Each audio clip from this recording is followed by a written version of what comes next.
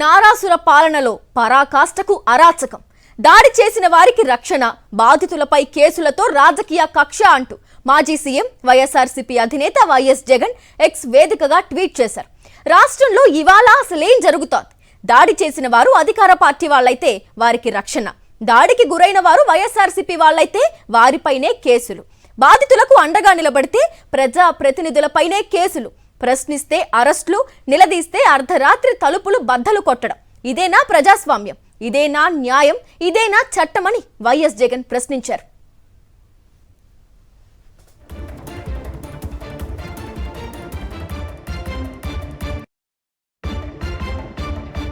చంద్రబాబు గారు తాను సూటిగా అడుగుతున్నానని, ఆలూరు బీసీ ఎమ్మెల్యే విరూపాక్షి ఏమైనా ఉగ్రవాద?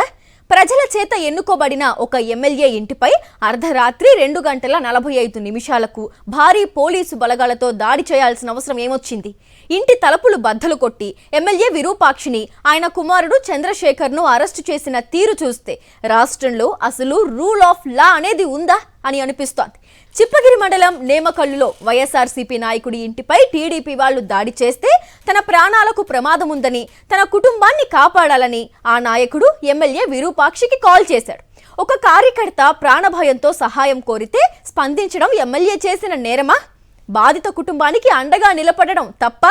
చివరకు పరామర్శించేందుకు వెళ్లిన విరూపాక్షిపైనే టీడీపీ శ్రేణులు రాళ్లతో దాడి చేశాయి. ఆ దాడిలో ఆయన సోదరుడు శ్రీరాముడు గాయపడ్డారు. నిజంగా చట్టం పనిచేస్తే ఎవరిని అరెస్ట్ చేయాలి? దాడి చేసిన వారిని అరెస్ట్ చేయాలా? దాడికి గురైన ఎమ్మెల్యేను అరెస్ట్ చేయాలా?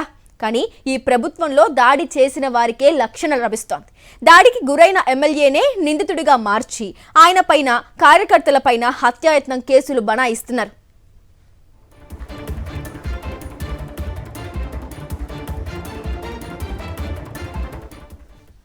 ఎమ్మెల్యే ఇంట్లోని సీసీటీవీ హార్డ్ డిస్క్లను పోలీసులు ఎందుకు తీసుకెళ్లారు? అర్ధరాత్రి పోలీసులు చేసిన దౌర్జన్యానికి సంబంధించిన దృశ్యాలు బయటకొస్తాయనే భయమా?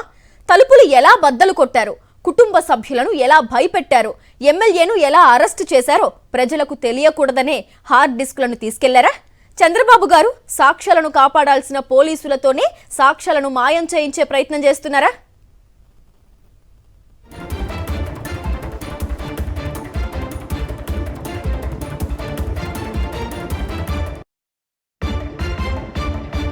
శ్రీకాకుళం జిల్లాలోనూ ఇదే రకంగా అరాచకం చేస్తున్నారు. ఒక రోడ్డు ప్రమాదాన్ని రాజకీయ కక్షతో హత్య కేసుగా మార్చారు. మాజీ మంత్రి సీదిరి అప్పలరాజును అరెస్టు చేశారు. ఆయన కుటుంబాన్ని పరామర్శించేందుకు నేను వెళ్ళినప్పుడు సంఘీభావంగా లక్షలాదిగా ప్రజలు తరలివచ్చారు. ఆ ప్రజా స్పందనను చూసి మీ ప్రభుత్వం భయపడింది. ఆ భయంతోనే ఒక వీడియో క్లిప్ను వక్రీకరించారు. చింతాడ రవికుమార్పై తీవ్రమైన సెక్షన్స్తో కేసులు పెట్టారు. అనేక మంది నాయకులపై అక్రమ కేసులు నమోదు చేశారు. నాయకులు ప్రజల మధ్యకు వెళ్తే కేసులు, ప్రజలు నాయకులను కలిస్తే కేసులు, ప్రభుత్వాన్ని ప్రశ్నిస్తే కేసులు, ప్రతిపక్షానికి మద్దతు పలికితే కేసులు. ఇది ప్రజాస్వామ్యమా, లేక మీ పోలీసు రాజ్యమా, లేక జంగిల్ రాజ్యమా అని ప్రశ్నించారు వైఎస్ జగన్.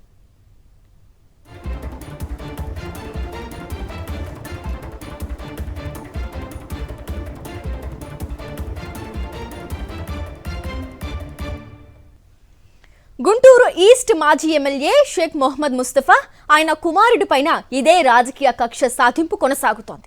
ఒక వ్యాపార వివాదంలో సంబంధిత వ్యక్తిని, లారీలను పోలీసులు పెట్టినా, ఎన్ని అర్ధరాత్రి అరెస్టులు చేసినా, ఎన్ని తలుపులు బద్దలు కొట్టినా, ఎన్ని పోలీసు బలగాలను దించినా వైఎస్ఆర్ కాంగ్రెస్ పార్టీ వెనక్కి తగ్గదు. బాధితులకు అండగా నిలుస్తాం, అన్యాయాన్ని నిలదీస్తాం, అరాచక పాలనపై పోరాడుతాం. మీరు అరెస్టులు చేయగలరేమో, కానీ కార్యకర్తల గుండెల్లో ఉన్న ధైర్యాన్ని బద్దలు కొట్టలేరు. ప్రజలు వేస్తున్న ప్రశ్నలను ఆపలేరన్నారు వైఎస్ జగన్.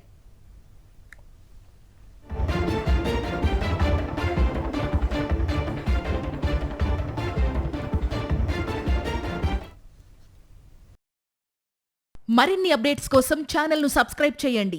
నోటిఫికేషన్స్ కోసం బెల్ ఐకాన్ పై క్లిక్ చేయండి.